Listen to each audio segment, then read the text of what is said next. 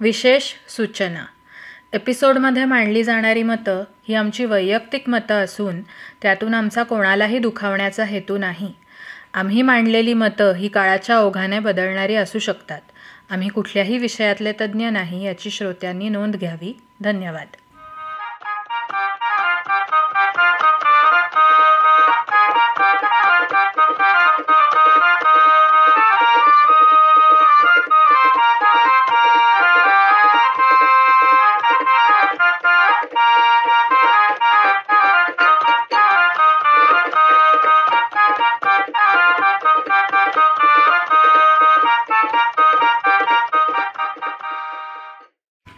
नमस्कार, मी मृण्मयी आणि मी संयुक्ता.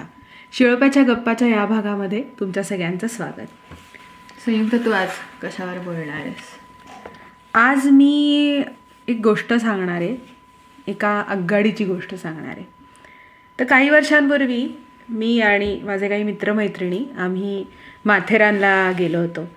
तर माथेरान हे ठिकाण आम्ही का निवडलं होतं तर ते काय मला आता आठवत नाही, पण ती ट्रिप अनेक कारणांसाठी स्मरणात राहील कायम माझ्या. कारण तिथल्या माकडांनी आमच्या सगळ्यांची जी फजिती केली होती ती मी कधीही विसरणार नाही. पण ती गोष्ट नंतर कधीतरी. माथेरानला खरं तर महाबळेश्वर किंवा पाचगणीसारखं ग्लॅमर नाही आहे, पण तरी माथेरानचे चाहते भरपूर आहेत. तर माथेरानला जायचं असेल तर म्हणजे वरपर्यंत जायचं असेल तर तिथे स्वतःची गाडी नेता येत नाही. एका ठराविक उंचीपर्यंतच गाडी नेता येते, तिथे ती पार्क करायची आणि तिथून आगगाडीतून वरपर्यंत जायचं. एखाद्या टॉय ट्रेनसारखी आगगाडी आहे जिच्यातून प्रवास करणं हा एक अगदी रोमहर्षक अनुभव असतो. पण ही माथेरानची गाडी जी आहे, आगगाडी जी आहे, ती तयार कशी झाली तर याची आज मी गोष्ट सांगणार आहे. पण त्याआधी हे ठिकाण कुणी शोधून काढलं, ते लोकांपर्यंत कसं पोचलं, तर 1905 साली मिसेस एल्विन ऑलिव्हर नावाच्या एका ब्रिटिश लेखिकेने the hill station of Matheran नावाचा एक चित्रमय ग्रंथ लिहिला. या ग्रंथामध्ये माथेरानच्या शोधाची कथा या एलिनने लिहिली आहे. 1829 साली 1829 ह्यू मॅलेट नावाचा एक इंग्रज अधिकारी होता आणि हा खानदेश प्रांताच्या सनदी नोकरीत कलेक्टरेटमध्ये होता. तर 1829 नंतर लगेच वर्षभरातच 1830 साली तो महाबळेश्वरला आला. त्या काळी मुंबई इलाक्याचे गव्हर्नर होते सर जॉन माल्कम. तर एके दिवशी हा ह्यू मॅलेट सर माल्कम यांच्याबरोबर न्याहारी करत होता. तर न्याहारी करत असताना सर माल्कम यांच्या हातात काही कागदपत्र देण्यात आली. त्यांच्या नोकराने काही कागदपत्र दिली. तर ही कागदपत्र कुठली होती तर त्या सुमारास महाबळेश्वरचा शोध नुकताच लागला होता. महाबळेश्वर सारखीच अन्य प्रकारची ठाणी बांधण्यासाठी, तशी ठिकाणं तयार करण्यासाठी जवळपासच्या डोंगर रांगांची तिथल्या माल्कम यांनी दिला होता. तर प्रबळ आणि माथेरान या डोंगर रांगांची पाहणी करून या दोन्ही ठिकाणांबद्दलचा रिपोर्ट त्या कागदपत्रांमध्ये होता. प्रबळगड आहे ना? प्रबळगड माथेरानच्या जवळच आहे. तर प्रबळ किंवा माथेरान या दोन्ही किंवा कुठल्याही एका ठिकाणचं मिलिटरी सॅनिटोरियममध्ये रूपांतर करण्याचा बेत या सर माल्कम यांचा होता. पण त्या रिपोर्ट्समध्ये असं लिहिलं होतं की दोन्ही ठिकाणी पाण्याचं दुर्भिक्ष असल्या कारणाने ही दोन्ही ठिकाणं मिलिटरी सॅनिटोरियमसाठी अपात्र आहेत. आता हे साल होतं 1830. आता आपण 20 वर्ष पुढे येऊयात, म्हणजे आपण येऊयात 1850 साली. तर तोपर्यंत ह्यू मॅलेट ठाण्याचा कलेक्टर झाला होता आणि माथेरानच्या जवळ असलेल्या चौक या त्याच्या कार्यक्षेत्रात असणाऱ्या गावी तो रपेटीला आला होता. आणि एकदम 20 वर्षांपूर्वी घडलेला जो वरील प्रसंग मी सांगितला तो त्याला आठवला. आणि अज्ञानाचा शोध लावण्याचा स्वभाव त्याचा होताच आणि त्याच्यासारखा हाच स्वभाव इतर अनेक इंग्रज अधिकाऱ्यांचा होताच. आपण अनेक गोष्टी ऐकतो. तर रिपोर्टची ते जे 20 वर्षांपूर्वीचे जे रिपोर्ट्स होते तर त्याची सत्यता पडताळण्यासाठी प्रत्यक्ष माथेरानला जायचं असं त्याच्या मनात आलं. तर माथेरानचा तो रिपोर्ट बनवणाऱ्या अधिकाऱ्याची त्याने चौकशी केली असता ह्यू मॅलेटला असं कळलं की त्या अधिकाऱ्याने प्रबळला नुसती धावती भेट दिली होती आणि तो अधिकारी माथेरानपर्यंत पोचलाच नव्हता किंवा ती जी टीम होती ती माथेरानपर्यंत आलीच नव्हती. हे ऐकल्यावर ह्यू मॅलेटला माथेरानच्या डोंगर माथ्यावर जायची आणखीनच तीव्र इच्छा झाली. दिवसभराची कामं संपलेली होती, उन्हं उतरलेली होती. बंदूक घेऊन संध्याकाळच्या वेळेला तो निघाला. घोड्यावर स्वार होऊन तो डोंगराच्या पायथ्याशी आला. घोड्याला तिथेच त्याने बांधलं आणि तो डोंगर वर चढू लागला. पण एवढ्या घनदाट जंगलात संध्याकाळी जाणं त्याला फार शहाणपणाचं वाटेना. म्हणून तो परत त्याच्या तंबूकडे फिरला आणि दुसऱ्या दिवशी सकाळी झपाटल्यासारखा तो पुन्हा त्या डोंगराच्या दिशेने निघाला. दाट जंगलातनं वाट काढत सरतेशेवटी हा ह्यू मॅलेट डोंगर माथ्यावर पोचला. तर माथेरानच्या डोंगरावर चढण करणारा हा पहिला इंग्रज अधिकारी होता आणि ह्याच्या या चढणीमुळे माथेरानचा शोध लागला असं आपल्याला म्हणता येईल. तर मॅलेटला डोंगर माथ्यावर चढल्यानंतर झालेला आनंद काय असेल, कारण पहिलाच तो अधिकारी होता. याहीपेक्षा महत्त्वाचं नवीन कुठल्या तरी त्याने जागेचा शोध लावला होता आणि संपूर्ण डोंगर माथा त्याने पालथा घातला. तिथे फक्त एक जांभळाचं झाड होतं. ऊन वारा पावसाशी सामना करत ते झाड तिथे उभं होतं. अजूनही ते झाड तिथे आपल्याला बघायला मिळतं. तर त्यात हे जे झाड आहे जांभळाचं, ते ज्या ठिकाणी आहे त्या ठिकाणाला लोन ट्री हिल असं म्हणतात. तर डोंगरावर ह्यू मॅलेटला पाण्याचा झरा सापडला आणि हे सगळं वर्णन एलिनला प्रत्यक्ष मॅलेटकडूनच ऐकायला मिळालं होतं. ते कधी कुठे कसं हे मात्र अजून अज्ञात आहे, पण हे मॅलेटनेच स्वतः तिला सांगितलं होतं आणि तेच तिच्या पुस्तकात उतरलं. तर माथेरानचा शोध लागल्यानंतर मॅलेट तिथे सतत येऊ लागला.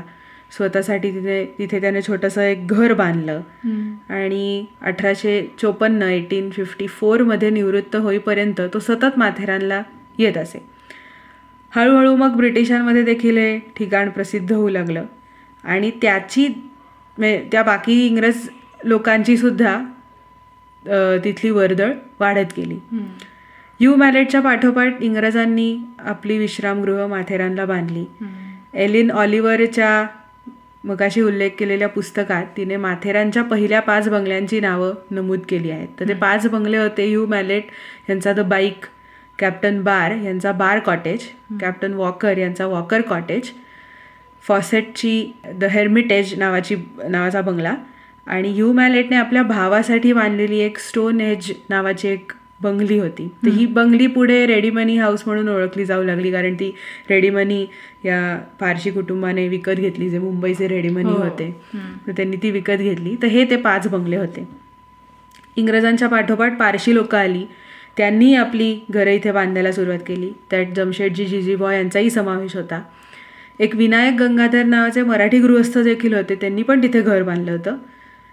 हे एकमेव मराठी गृहस्थ तिथे त्या काळी घर बांधणारे, पण बाकी सगळे इंग्रज अधिकारी होते.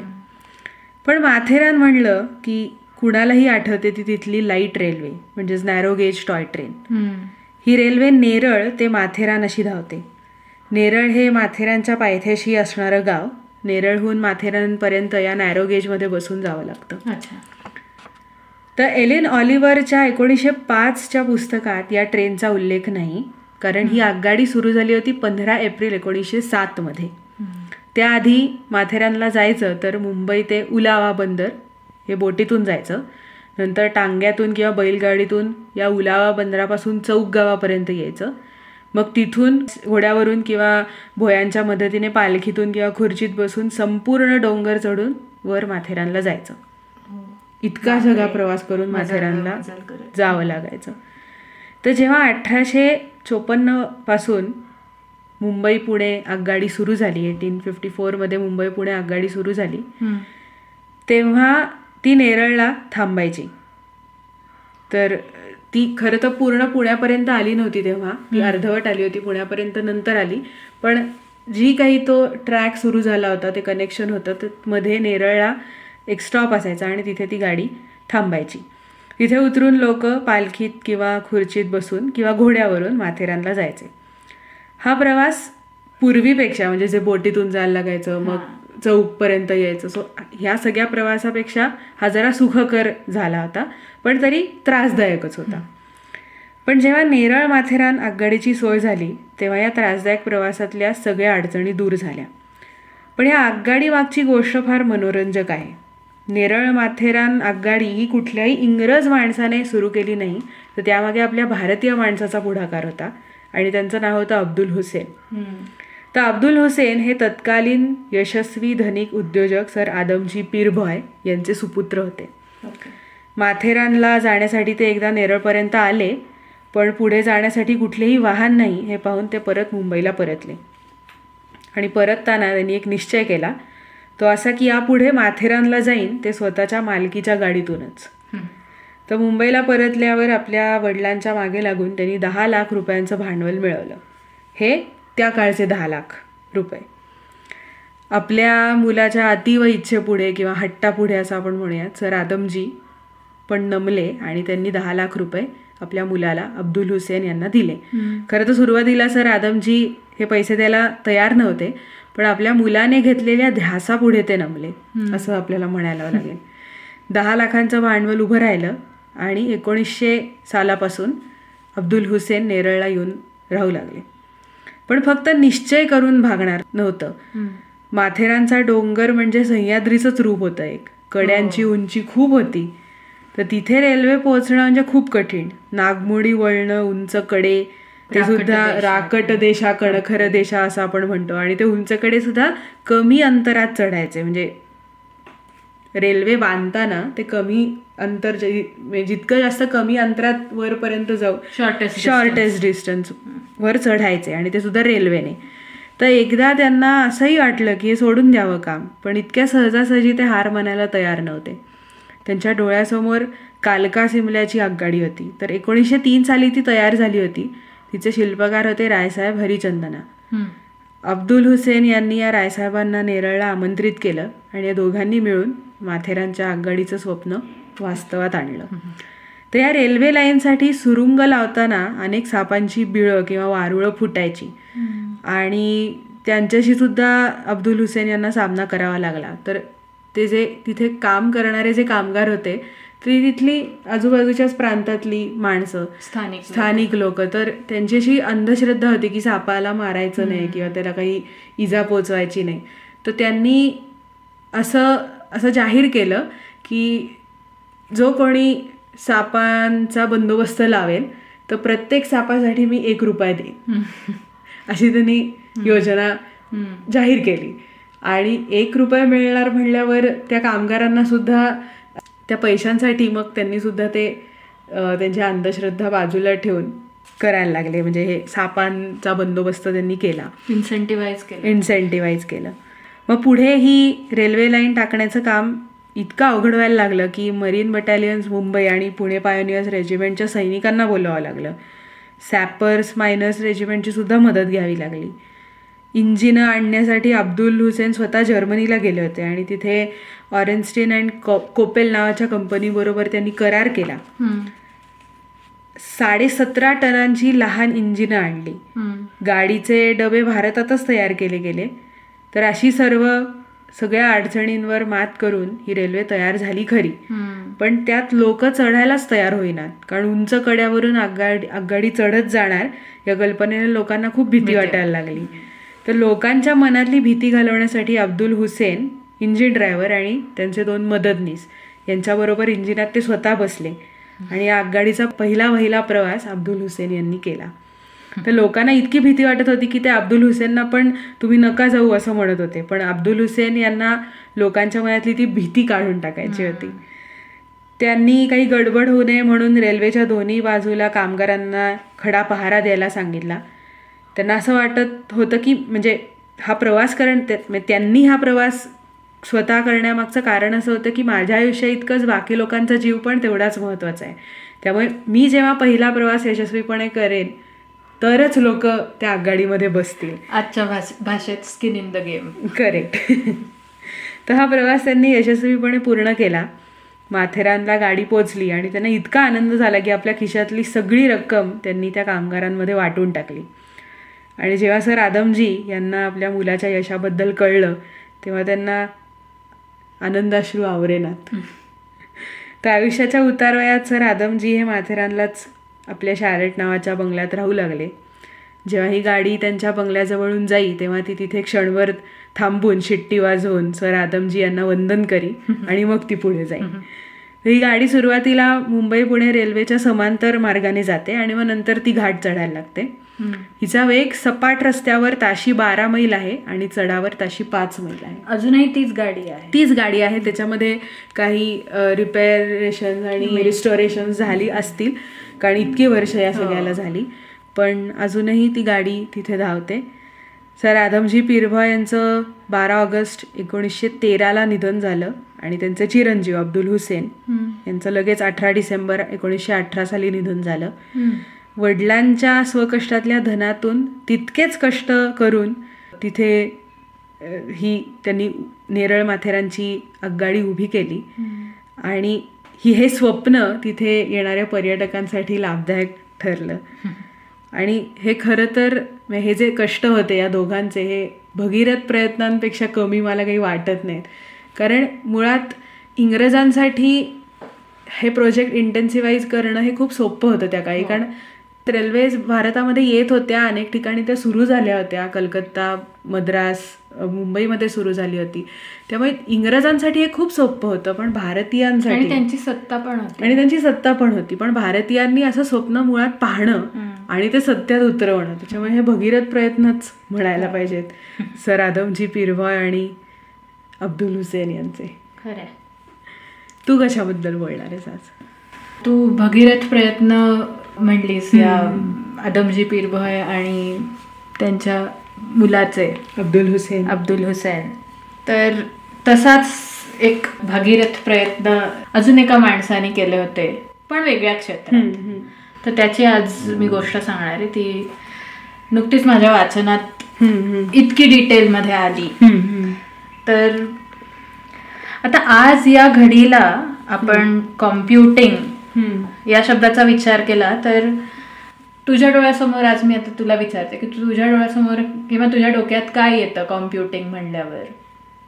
बापरे, कॉम्प्युटिंग म्हणल्यावर स्टीव्ह जॉब्सच येईल डोळ्यासमोर. बर, थोडक्यात काय तर सुपर कॉम्प्युटर्स, ते अगदी छोटे हातात मावणारे कॉम्प्युटर्स हे आपल्या डोळ्यासमोर येतात. किंवा त्याचबरोबरीने आज प्रचंड वेगाने वाढणारे AI म्हणजे कृत्रिम बुद्धिमत्तेचं क्षेत्र. तू जसं म्हणली स्टीव्ह जॉब्स, तर स्टीव्ह जॉब्स म्हणजे दुसरं काही नसून ॲपलचे कॉम्प्युटर्स, फोन्स. तर थोडक्यात आज या घडीला आपण इथवर आलेलो आहोत. पण 18व्या आणि 19व्या शतकात जेव्हा हे काहीच नव्हतं, तेव्हा अशा प्रकारचं कॉम्प्युटिंग मशीन बनवण्याची कल्पना कशी आणि कोणाला सुचली असावी, त्याची गरज का भासली असावी? तर आपल्या कॅल्क्युलसच्या भागामध्ये आपण गणिताची सुरुवात कशी झाली असावी याबद्दल बोललो होतो सुरुवातीला. तर साधारण भूमिती आणि रोजच्या व्यावहारिक जीवनात जशी आकडेमोड वापरली जाऊ लागली तसे वेगवेगळ्या आकड्यांचे तक्ते किंवा टेबल ऑफ नंबर्स तयार होऊ लागले. हे मुद्रण तंत्र म्हणजे प्रिंटिंग मशीन्स किंवा प्रिंटिंग टेक्नॉलॉजी तयार व्हायच्या आधी किंवा त्याच्याही आधीपासून पूर्वेकडच्या म्हणजे भारतीय, अरब किंवा चिनी संस्कृतीमध्ये अशा प्रकारचे नंबर टेबल्सचा उपयोग होत होता. म्हणजे उदाहरण म्हणून सांगायचं तर बगदादमध्ये अबू अब्दुल्ला मोहम्मद इब्न मुसा अल ख्वारिझमी नावाच्या इसमाने ट्रिग्नॉमेट्रिक फंक्शन्सचे तक्ते 9व्या शतकात बनवले होते. आणि हे तक्ते हाताने बनवले जायचे आणि हातानेच त्याच्या प्रती म्हणजे कॉपीज बनवल्या जायच्या. प्रिंटिंग मशीन किंवा मुद्रण कलेच्या शोधानंतर या अशा प्रकारच्या टेबल्सचं किंवा तक्त्यांचं मास प्रोडक्शन व्हायला लागलं. मग यात कसले कसले तक्ते असायचे तर अगदी सुरुवातीला सूर्य, चंद्र, ग्रहतारे यांच्या स्थितीची माहिती देणारे असे तक्ते होते, म्हणजे ज्याला आज अल्मनॅक किंवा आपण मराठीत पंचांग म्हणतो ते. व्यापारी मंडळी किंवा बँकर्स किंवा सावकार लोक व्याजदराचे तक्ते वापरायचे, म्हणजे रेट ऑफ इंटरेस्टचे तक्ते. खलाशी म्हणजे सेलर्स, तर ही मंडळी समुद्रात दिशांचा अंदाज यावा याकरता म्हणजे नॅव्हिगेशन योग्य प्रकारे व्हावं याकरता वेगवेगळे तक्ते वापरत.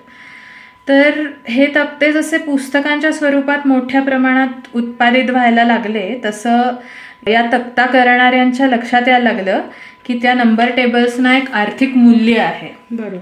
कारण दरवेळी तत्काल किंवा ॲड हॉक ज्याला आपण म्हणतो तशी आकडेमोड करणं किंवा कॉम्प्युटिंग करण्याच्या तुलनेत या पुस्तकांमध्ये पाहून आपल्याला गरजेचा असणारा डेटा किंवा माहिती मिळवणं स्वस्त होतं. म्हणजे ऑन द स्पॉट एखाद्याला सांगणं की तू कॅल्क्युलेशन्स कर त्यापेक्षा हे स्वस्त ना. कारण म्हणजे त्या काळामध्ये कॉम्प्युटर्स किंवा कॅल्क्युलेटर्स हे प्रोफेशन होतं माणसांचं.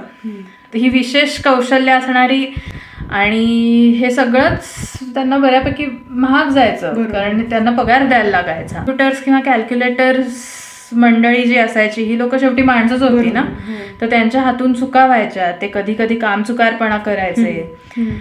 17व्या शतकात जॉन नेपियरने लॉगॅरिदमचा शोध लावला आणि किचकट आकडेमोडीचा प्रॉब्लेम निकालात निघाला. तुला आठवत असेल तर 11वी-12वीच्या गणितात आपण लॉगॅरिदम शिकलो होतो आणि लॉग टेबल्सचा वापर करून आपण मल्टिप्लिकेशनला म्हणजे गुणाकाराला ॲडिशनमध्ये म्हणजे बेरजेत कन्व्हर्ट करायचो आणि भागाकाराला म्हणजे डिव्हिजनला सबट्रॅक्शन म्हणजे वजाबाकीत कन्व्हर्ट करायचो. त्याने सगळी जी कॅल्क्युलेशन्स होती ती सोपी होऊन जायची. म्हणजे जसं काही आपण कॅल्क्युलेशन्सना एका नव्या भाषेत एन्कोड करतो ज्यात सगळी कॅल्क्युलेशन सोपी होतात आणि पुन्हा अँटीलॉग काढून आपण ती पुन्हा डिकोड करतो. तर ही नवी पद्धत जो योहानस केपलर ज्याच्याबद्दल आपण कॅल्क्युलसच्या एपिसोडमध्ये बोललो, तर ही नवी पद्धत तिकडे जर्मनीत त्याच्यापर्यंतही पोहोचली आणि त्यानेही या लॉग टेबल्सचा उपयोग करून म्हणजे त्याच्या कामात या लॉग टेबल्सचा त्यानेही उपयोग केला. त्याच्या कामाबद्दल आपण बोललोय सो मी त्यात आत्ता शिरणार नाही. पण या सगळ्याच्या पार्श्वभूमीवर 18व्या शतकाच्या शेवटी म्हणजे 1791 1791 लंडनला टेम्स नदीच्या जवळ सरे मध्ये चार्ल्स बॅबेज नावाच्या मुलाचा जन्म झाला. आणि न्यूटनचं युग संपून जेमतेम काही दशकं झाली होती आणि यंत्रयुग म्हणजे मशीन एजची युरोपमध्ये चाहूल लागली होती. त्या काळच्या लंडनमध्ये वेगवेगळी एक्झिबिशन्स व्हायची ज्यामध्ये वेगवेगळी मशिनरी, मेकॅनिकल डॉल्स आणि वेगवेगळी खेळणी दाखवली जायची. तर हा लहानगा चार्ल्स त्याच्या आईबरोबर या प्रदर्शनांना जायचा. त्याला गणितही फार आवडायचं. त्या काळात मेकॅनिकल खेळण्यांचा आणि गणिताचा फार काही संबंध तसा लांबचा संबंध होता. तर मग त्याला गणितही आवडत असल्याने तो मिळतील तशी पुस्तकं गोळा करून गणिताचा जमेल तसा अभ्यास स्वतःच करायचा. 1890 साली म्हणजे तो वयाच्या 18व्या किंवा 19व्या वर्षी त्याने ट्रिनिटी कॉलेज केम्ब्रिजमध्ये प्रवेश घेतला. इंग्लंडमधल्या गणिताच्या अभ्यासाचा केंद्रबिंदू असलेलं हे कॉलेज होतं आणि आयझॅक न्यूटनचं निधन होऊन बराच काळ लोटला असला तरी कॉलेजमध्ये अजूनही त्याच्याच नावाचा दबदबा होता. त्याच्या विचारांच्या पलीकडे कोणी विचार करायचं नाही. म्हणजे ते एक पाप समजलं जायचं त्याच्या विचारांच्या पलीकडे जाऊन काहीतरी मांडणं. तर म्हणजे एका प्रकारे ते नॉलेज स्टॅग्नेशनच झालं होतं. न्यूटनच्या लिगसीचा एक प्रकारे एक काळी सावली पडणं जसं म्हणतो तसं झालं होतं. तर चार्ल्सला या सगळ्या वातावरणामुळे चार्ल्सचा भ्रमनिरास झाला. त्याला लगेचच लक्षात येऊ लागलं की कॉलेजमध्ये त्याला शिकवणाऱ्या शिक्षकांपेक्षा त्याला जास्त गणित येत होतं. त्याने इतर देशातून म्हणजे विशेषतः फ्रान्समधून पुस्तकं मिळवायला सुरुवात केली. म्हणजे त्या काळी फ्रान्स आणि इंग्लंड यांच्यामध्ये नेपोलियन होता त्या काळात फ्रान्समध्ये आणि सतत युद्ध व्हायचे इंग्लंड फ्रान्समध्ये. तर तरी पण तो फ्रान्समधून पुस्तकं मागवायचा आणि अभ्यास करायचा. आणि त्यातून पुढे जाऊन त्याने आणि त्याच्या मित्रांनी मिळून त्याच्या कॉलेजमध्ये ॲनालिटिकल सोसायटीची स्थापना केली. यात ते न्यूटनच्या थिअरीजच्या आणि कॅल्क्युलसच्या पलीकडे मेनलँड युरोपमध्ये झालेला जो कॅल्क्युलसवरचा अभ्यास झालेला होता त्याचा ते प्रचार करू लागले. तर एकदा कुठल्याशा किचकट लॉगॅरिथमिक टेबल्सशी रिलेटेड आकडेमोड करत असताना चार्ल्सच्या डोक्यात आलं की ही आकडेमोड आपण वाफेच्या सहाय्याने चाललेल्या एखाद्या यंत्रावर करू शकलो तर. त्याने काम लगेच सुरू केलं. त्या काळात वाफेचा गिरण्या चालवायला, सामान वाहून न्यायला किंवा ओव्हरऑलच अंगमेहनतीची कामं करायला उपयोग होऊ लागला होता, आणि म्हणजे स्टीम इंजिन्स वापरून. पण चार्ल्स तर इथे वाफेचा वापर करून आकडेमोडीचं किंवा डोक्याचं काम करायचा विचार करत होता. म्हणजे अंगमेहनतीचं नाही तर डोक्याचं काम. म्हणजे बघ, म्हणजे त्या काळात किती वेगळा विचार होता त्याचा. जणू काही ही आकड्यांची गिरणी असेल ज्यात धान्याऐवजी आकड्यांवर प्रोसेसिंग होईल, आणि तेही ऑटोमॅटिक. तर ही ऑटोमॅटिक ही कॅरेक्टरिस्टिक इथे फार महत्वाची आहे, कारण आपण वापरतो ती सगळीच उपकरणं हल्ली ऑटोमॅटिक असतात. इनपुट दिलं की ते उपकरण योग्य ती प्रोसेस करून आपल्याला आउटपुट देतं. त्या काळी इनपुट आणि आउटपुट हे शब्द सुद्धा तयार झाले नव्हते. तर एखादं उपकरण सेल्फ ऍक्टिंग किंवा ऑटोमॅटिक किंवा स्वयंचलित असणे म्हणजे काय, हा विचार सुद्धा तोपर्यंत झाला नव्हता. आकडेमोडीला पूरक अशी काही साधनं पूर्वीपासून माणूस वापरत आलाय. म्हणजे दगड असे मांडून आकडेमोड करणं, दोराला गाठी बांधून किंवा काठ्या वापरून आकडेमोड करणं, किंवा थोडंसं प्रगत साधन म्हणजे ॲबॅकस. आपण लहानपणी ॲबॅकस कसं वापरायचं ते शिकलोय, किंवा स्लाइड रूल्स असायच्या. तर 17व्या शतकात ब्लेज पास्कल आणि लायबनिझने एक यंत्र म्हणता येईल असं आकडेमोडीचं साधन तयार केलं होतं, पण ते पण बरंचसं ॲबॅकस सारखंच होतं. चार्ल्सला ऑटोमॅटिक यंत्र हवं होतं, जे आकड्यांचं इनपुट दिल्यावर आणि एखादी स्प्रिंग किंवा बटन दाबल्यावर योग्य ती प्रोसेस त्यावर करून आपल्याला आउटपुट म्हणून सोल्युशन देतं. आणि चार्ल्सच्या डोक्यातलं हे यंत्र वन टाइम कॅल्क्युलेशन करताना होतं. त्यातही त्याची दूरदृष्टी होती. त्याचा असा अंदाज होता की जशी विज्ञान, व्यापार आणि इन जनरल उद्योगांमध्ये वाढ होईल तशी कॉम्प्युटेशनची गरज सतत भासत जाईल. आणि त्यावेळेस जर अशी रिपिटेटिव्ह कॅल्क्युलेशन्स आणि कॉम्प्युटेशन्स करायला यंत्राऐवजी माणसंच असतील तर प्रगतीची गती खुंटेल. त्यामुळे किचकट आणि रिपिटेटिव्ह कॅल्क्युलेशन्समधून माणसाची सुटका करणं आणि ती सगळी कामं यंत्रांनी करणं त्याच्यामध्ये फार गरजेचं होतं. त्याचप्रमाणे माणसं कॅल्क्युलेशन्समध्ये चुका करत, हे मी आधी बोललेच आहे, आणि त्या चुकांचा मोठा भुर्दंड व्यापाऱ्यांना, उद्योगांना भरायला लागायचा. यंत्रामुळे तोही प्रश्न सुटेल. तर असं त्याचं साधारण आउटलुक होता या सगळ्याकडे पाहण्याचा. फ्रेंच गणिततज्ञांनी कॅल्क्युलस ऑफ फायनाईट डिफरन्सेस हे प्रिन्सिपल त्याआधी 100 वर्ष साधारण मांडलं होतं. या प्रिन्सिपलने किंवा या पद्धतीने हाय लेव्हल कॅल्क्युलेशन्स सोप्या ॲडिशन्समध्ये म्हणजे बेरजेत कन्वर्ट करता यायची. तर चार्ल्सने या पद्धतीचा अभ्यास केला होता. चार्ल्सला त्याच्या यंत्रासाठी हे प्रिन्सिपल फार महत्वाचं वाटलं, म्हणून त्याने त्याच्या या यंत्राचं नाव ठेवलं द डिफरन्स इंजिन. या यंत्राचं फंक्शनिंग आणि त्याची थिंकिंग प्रोसेस असं तोंडी समजावून सांगणं अवघड आहे, पण वरवर सांगायचं तर यंत्रामध्ये रिपिटेटिव्ह सबट्रॅक्शन्स आणि कॅस्केडेड ॲडिशन्स व्हायच्या आणि कॉम्प्लेक्स म्हणजे क्लिष्ट पॉलिनॉमियल फंक्शन्स सोपी व्हायची. या वजाबाकी करण्याकरता त्याने फिगर व्हील्सची एक सिस्टीम प्रणाली तयार केली होती. आणि या फिगर व्हील्सना त्याने गिअर्स लावले होते, आणि बेरजे करता एका ऍक्सिस मधले, एका अक्षातले गिअर्स त्याच्या पुढच्या गिअर्समध्ये मेश व्हायचे, त्यांच्यात एंगेज व्हायचे, लॉक व्हायचे. आणि हे इंजिनची त्या इंजिनमधली ही जी मोशन आहे ती एका व्हील पासून पुढच्या व्हील पर्यंत ते गिअर्स पुढे पोचवत जायचे. तसं ती इन्फॉर्मेशन ती ट्रान्समिट व्हायची बेसिकली त्या गिअर्स थ्रू. आणि छोट्या छोट्या इन्क्रिमेंटमध्ये ह्या अक्षांमध्ये आकड्यांची बेरीज होत पुढे पुढे जायची. जेव्हा बेरीज 9च्या पुढे जायची आणि हातचा एक अंक राहायचा तेव्हा प्रॉब्लेम आला. त्याकरता चार्ल्सने प्रत्येक व्हीलवर प्रोजेक्टिंग टूथची व्यवस्था केली. आता हे सगळे मेकॅनिकल पार्ट्स होते, आणि हा प्रोजेक्टिंग टूथ जो लावला होता तो लिव्हर ओढून मोशन आणि त्याचा अंक पुढच्या व्हीलला ट्रान्समिट करायचा, म्हणजे आपोआपच तो हातचा पुढच्या बेरजेत जायचा. ह्या सगळ्यानंतर चार्ल्सला वाटू लागलं की या यंत्राने कमीत कमी वेळात कॉम्प्युटेशन्स करायला हवे. म्हणजे बघ कुठल्या कुठल्या कॅरेक्टरिस्टिक्स त्याने कन्सिडर केल्या होत्या.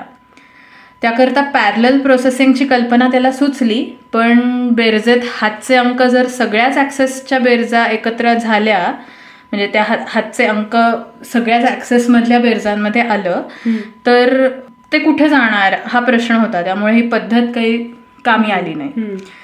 तेव्हाच त्याचं मशीन 2 50 आकडी अंकांची बेरीज करायला साधारण 9 सेकंद घ्यायचं. पण जर या बेरजेत जास्तीत जास्त हातचे अंक घ्यावे लागले तर अजून 50 सेकंद वेळ वाढायचा. वेळ कमी करण्याकरता त्याने असंख्य डिझाईन्स तयार केली. शेवटी 1820 मध्ये त्याने एक डिझाईन फायनल केलं आणि एक लेथ मशीन मिळवलं. तुला लेथ मशीन माहिती आहे? हो. हां. तर 1822 पर्यंत या डिफरन्स मशीनचं एक छोटं मॉडेल त्याने रॉयल सोसायटी समोर प्रेझेंट केलं. आता चार्ल्स बॅबेजचं हे प्रोजेक्ट समजून घेण्याकरता त्याची थोडीशी पार्श्वभूमी समजून घेणं गरजेचं आहे. तर हा इसम लंडनच्या रिजंट पार्क परिसरात राहायचा आणि गणितावर संशोधनाचे पेपर्स लिहायचा आणि कधीतरी लोकांना खगोलशास्त्रावर म्हणजे ॲस्ट्रॉनॉमीवर लेक्चर्स द्यायचा. आणि त्याची बायको एका धनाढ्य कुटुंबातली होती. तर तिच्याकडच्या संपत्ती व्यतिरिक्त चार्ल्सला त्याच्या वडिलांकडून महिन्याला 300 पाऊंड मिळायचे. पण वडिलांशी त्याचं काही पटायचं नाही. तर वडील गेल्यावर त्याने ॲक्च्युअरी म्हणून एका इन्शुरन्स कंपनीमध्ये नोकरी धरली. त्याला खरं तर विद्यापीठात प्रोफेसरशिप हवी होती, पण ते काही त्याला मिळत नव्हतं. पण त्याचं सोशल लाईफ अगदी तगडं होतं. बुद्धिजीवी लोकांमध्ये हळूहळू त्याचं नाव होत होतं. त्याच्या या डिफरन्स मशीन करता त्याने बड्या मंडळींना पत्र पाठवायला सुरुवात केली. पब्लिक डेमॉन्स्ट्रेशन्स द्यायला सुरुवात केली.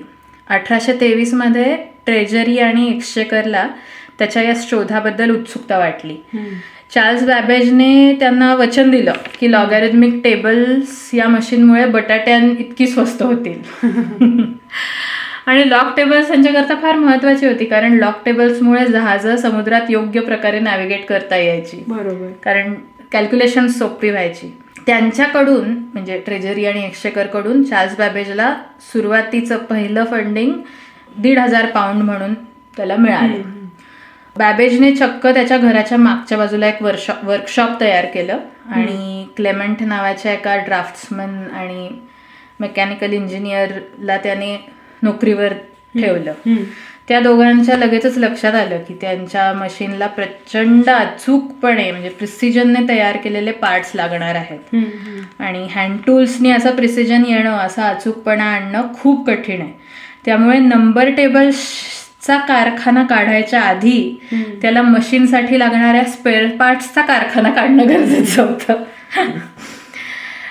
10 वर्षानंतर हे मशीन 24 इंच उंच झालं होतं आणि 6 आकडी अंकांपर्यंत ते उत्तरं देऊ शकायचं. त्याची ऑन पेपर स्केल तर प्रचंड वाढली होती आणि कॉम्प्लेक्सिटीही वाढली होती. त्याच्या डिझाईननुसार म्हणजे ऑन पेपर प्लॅननुसार ते मशीन 160 क्युबिक फीटचं होतं. त्याचं वजन 15 टन होतं आणि त्यात 25,000हून जास्त स्पेअर पार्ट्स होते. केवढं किती मोठं ते झालं असेल आणि किती गुंतागुंतीचं असेल. तर बॅबेजने त्याला पूर्वी भासलेला जो पॅरलल प्रोसेसिंग मी जे सांगितलं, तर तो प्रश्नही या डिझाईनमध्ये त्याने सोडवला होता. त्यात त्याने पहिल्यांदा लॅच मेमरी वापरली होती. तर लॅच ही एक बेसिक डिजिटल मेमरी असते ज्यात 2 स्टेबल स्टेट्स असतात, 0 किंवा 1. आजची मेमरी डिव्हाइसेस इलेक्ट्रॉनिक असतात, त्याने हे स्टेट लॅच मेकॅनिकली बनवलं होतं. हे इतकं रिव्हॉल्युशनरी का होतं, म्हणजे मी हे इतकं का सांगतेय, तर असं काही वापरायची ही पहिली वेळ होती. म्हणजे ते तर आहेच की ही वापरायची पहिली वेळ होतीच, पण त्याला मेमरी म्हणण्याची ही पहिली वेळ होती. कारण मेमरी ही माणसांना असते, ती मशीन्सना असू शकते हा कॉन्सेप्टच तेव्हा नव्हता. म्हणजे आज इतकं आपण सगळं गृहीत धरतो. तर बॅबेजने सुद्धा सुरुवातीला त्याला सुद्धा असं वाटलं होतं, तोही गोंधळला होता की माणसाच्या ह्या कॅरेक्टरिस्टिकचं नाव खरंच एका मशीनला द्यावं का. तर आज आपण कुठवर आलोय बघ. पण म्हणजे तेव्हा या सगळ्याची सुरुवात होती. तर हे मशीन इतकं गुंतागुंतीचं झालं होतं की साधी बेरीज कशा प्रकारे करायचं ते समजावून सांगणं सुद्धा अवघड होऊन बसलं होतं. त्या मशीनचा प्लॅन वापरून त्याचं कामकाज किंवा म्हणजे फंक्शनिंग समजावून सांगणं सुद्धा अवघड होतं. म्हणजे साधं समजावून सांगणं अवघड होतंच, पण प्लॅन वापरूनही समजावून सांगणं अवघड होतं. म्हणजे ती एक अजस्त्र सिस्टीम होती, मशीन नव्हतं ते फक्त. तर या डायनॅमिक सिस्टीमला योग्यरित्या लेखी रिप्रेझेंट करायला बॅबेजने एक नोटेशन सिस्टीम तयार करायला घेतली. ती ही एक सांकेतिक भाषा, साईन लँग्वेज सारखी होती, ज्यात त्या सिस्टीमचं टायमिंग, त्याचं लॉजिक दर्शवण्याचा त्याचा प्रयत्न होता. त्या सिस्टीममधून मोशन किंवा पॉवरच्या साहाय्याने वेगवेगळ्या भागांशी कसा संवाद साधला जातो हे सगळं तो लिखित स्वरूपात दाखवण्याचा त्या साईन लँग्वेजमध्ये किंवा त्या नोटेशन सिस्टीममध्ये प्रयत्न करत होता. ही नोटेशन सिस्टीम तयार करणं हे सुद्धा एक ॲम्बिशियस प्रोजेक्ट होतं त्याच्याकरता. तर असं सगळं त्याचं हे प्रोजेक्ट गुंतागुंतीचं आणि अजस्त्र आणि त्यावेळच्या मानाने समजायला आणि कल्पना करायलाही अवघड. तर कालांतराने बॅबेजला केम्ब्रिज विद्यापीठात प्राध्यापक पद पण मिळालं. न्यूटनला जी गणितातली ल्युकेशन प्रोफेसरशिप मिळाली होती तीच त्याला मिळाली, पण विद्यापीठात शिकवणं त्याला अनिवार्य नव्हतं. त्यामुळे तो त्याच्या लंडनच्याच घरात राहिला. लंडनच्या सामाजिक वर्तुळातही त्याचं नाव होत होतं आणि दर शनिवारी संध्याकाळी तो लंडनमधल्या बड्या लोकांकरता पार्टी किंवा गेट टुगेदर अरेंज करायचा. त्याचं डिफरन्स इंजिन पाहायला लोकांची गर्दी व्हायची. राजकारणी यायचे, ड्यूक्स अँड डचेस वेगवेगळ्या यायचे, शास्त्रज्ञ असायचे, कलाकार असायचे. तर अशी अनेक मंडळी हे मशीन पाहायला यायची आणि त्यातली काही नावं घ्यायची. तर ती म्हणजे Charles Darwin, Michael Faraday, Charles Lyell नावाचा भूगर्भशास्त्रज्ञ होता. तर ही मंडळी त्यांची हजेरी असायची त्यात.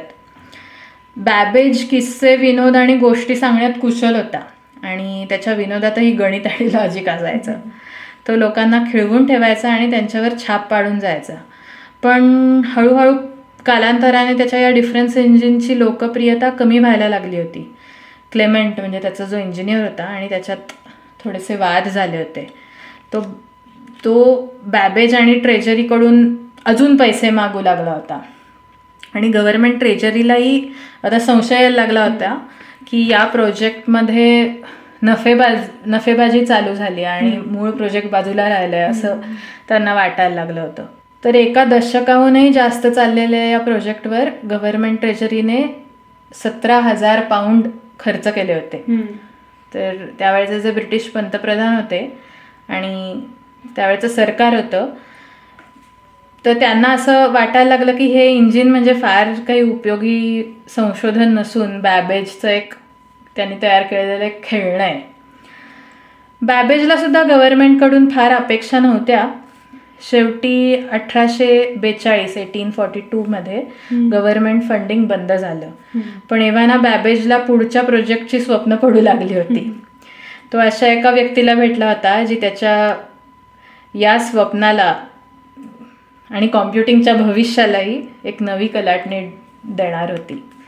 पण आता ही गोष्ट आपण पुढच्या भागात ऐकूया. नुकताच मंगेश पाडगावकरांचा स्मृती दिवस झाला. 30 डिसेंबर 2015 रोजी आपल्या सगळ्यांचे लाडके पाडगावकर आजोबा यांचं निधन झालं. नुकतंच 30 डिसेंबर होऊन गेलाय. तर आजच्या भागामध्ये आम्ही पाडगावकरांचीच एक कविता वाचणार आहोत. कवितेचं नाव आहे वेंगुर्ल्याचा पाऊस. ही कविता वाचण्याआधी आम्हाला एक विशेष सांगायचं आहे की पाडगावकरांचा जन्म वेंगुर्ल्याला झाला होता. तर त्या दृष्टीने तुम्ही या कवितेकडे पहा. वेंगुर्ल्याचा पाऊस. वेंगुर्ल्याचा पाऊस कसा माया करीत यायचा, सरींनी लाड करीत मला कुशीत घ्यायचा. बाळपण माझं सगळं भिजवलं त्याने, आईसारखं मला थोपटून निजवलं त्याने. मला जाग येईल म्हणून हळूच निघून जायचा. वेंगुर्ल्याचा पाऊस कसा माया करीत यायचा, सरींनी लाड करीत मला कुशीत घ्यायचा. वाळूत रुतली काळी होडकी, डोळे मिटून न्हात, उंचाडे फकीर माड चिंब भिजून जात. झऱ्यांनी धोधो हसत जांभ्या डोंगर न्हायचा, वेंगुर्ल्याचा पाऊस कसा माया करीत यायचा, सरींनी लाड करीत मला कुशीत घ्यायचा. लाल लाल कौलारांवर थेंबोणी फुलायची, हिरवी हिरवी गाणी होऊन झाडं सगळी झुलायची. येरे येरे पावसा असं माझ्या सुरात गायचा, वेंगुर्ल्याचा पाऊस कसा माया करीत यायचा, सरींनी लाड करीत मला कुशीत घ्यायचा. काळ्या काळ्या ढगात जेव्हा आभाळ सगळं बुडायचं, पांढरा शुभ्र बगळा होऊन माझं मन उडायचं. चाफ्याच्या झाडाखाली लाल तळं व्हायचा, वेंगुर्ल्याचा पाऊस कसा माया करीत यायचा, सरींनी लाड करीत मला कुशीत घ्यायचा. वा.